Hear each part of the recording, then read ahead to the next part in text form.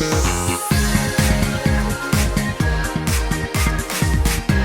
everyone, welcome to my channel. So this is Gayatri, and today I am planning to a small podcast regarding introduction to Kuchipudi, and I have here Akanksha.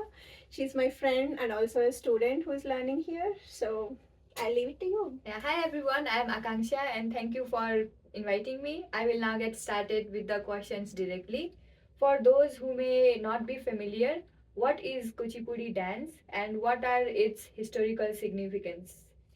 So I'll start with the origin of Kuchipudi, like from where it came initially, yes. And so it started in a very small village from Andhra Pradesh, like it's in the southern part of India, called Kuchelapuram. Mm-hmm.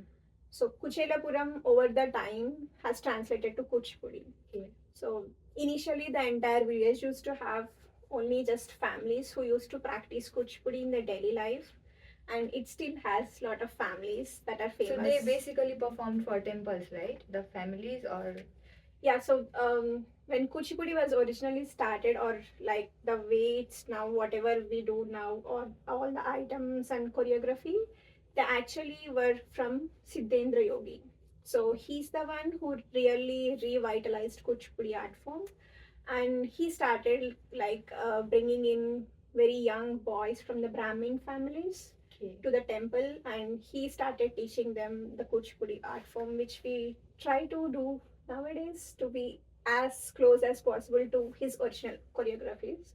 Okay. So it's mainly performed in temples, and if you look at the temple architecture very closely, you'll find, at least like I know only about southern part of India. So all these temples have a specific space called Ranga Mandapam.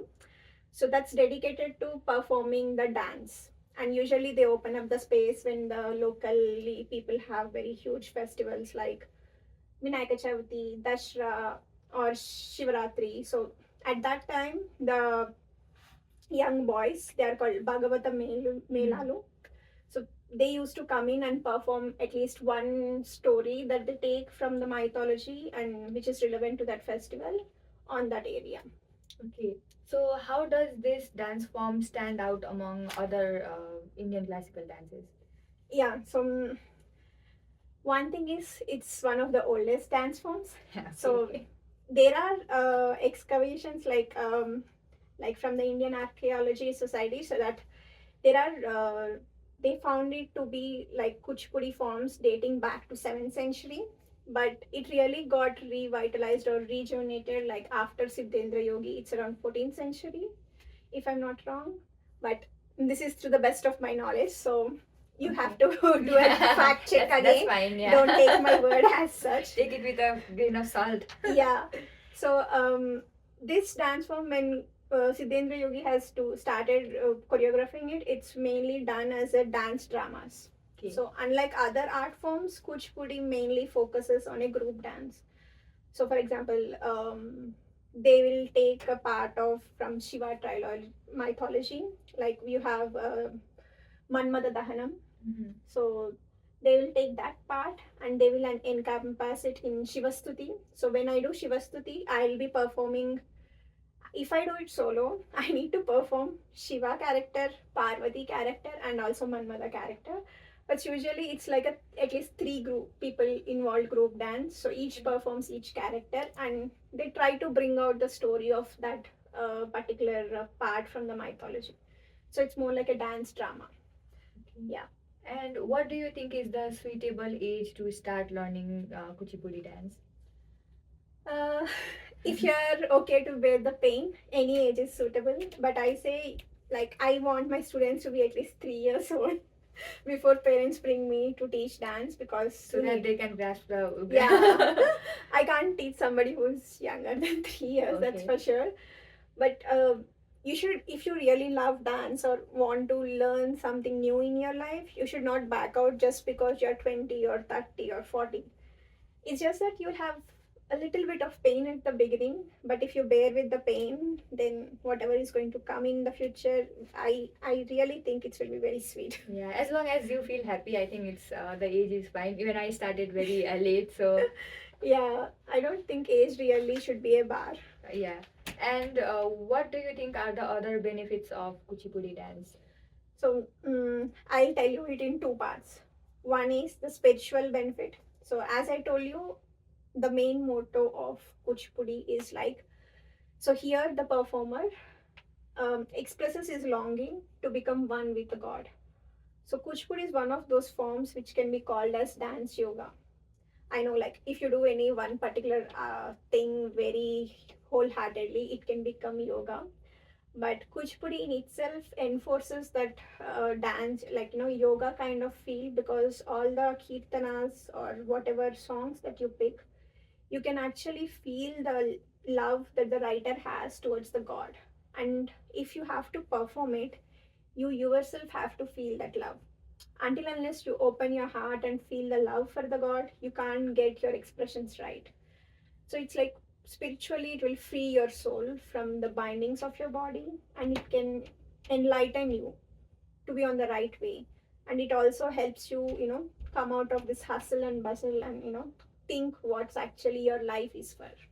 It's just not going to the job and all those things, but you have something extra in your life, that pushes you really hard forward.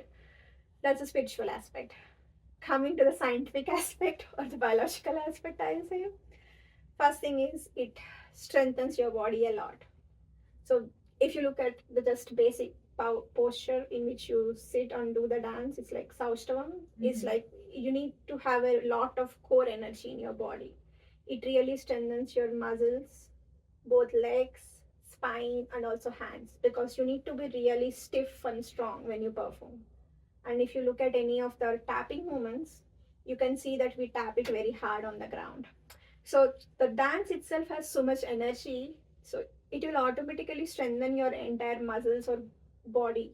It's like strength endurance exercises.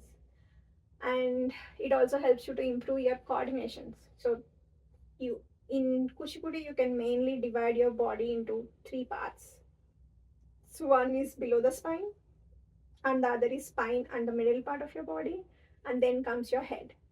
So sometimes all the three go in the same direction, which we are usually used to in our daily life. But most of the times, your hand does something, your legs do something, and your face does differently. So when you're doing a song, like you started doing a song, so you know it much better. So your legs should follow the tal. Yeah. Your hands should follow the lyrics of the song, and your face should express your heart. Yeah. It's very hard to manage everything with one brain, I would say.